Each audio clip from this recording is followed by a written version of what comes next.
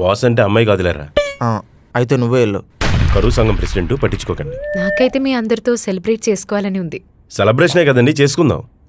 వేరే సుప్రియ? సుప్రియ లీవ్లో ఉన్నారు. అవునా? సెలబ్రేషన్కి మేము ఉన్నాం కదండి, ఆ పార్టీ అది వెంటనే ఇచ్చేస్తే. పార్టీ అంటే మందు పార్టీ కాదురా, కేక్ కట్ చేసి లంచ్ చేయడం. కేకా? కానీ సుప్రియ కూడా ఉంటే బాగుండేది. మన పక్కన లేని వాళ్ళ గురించి, లైఫ్లో మనతో పాటు ఉండాలని లేని వాళ్ళ గురించి పట్టించుకోకూడదండి. సరే, మనం సెలబ్రేట్ చేసుకుందాం.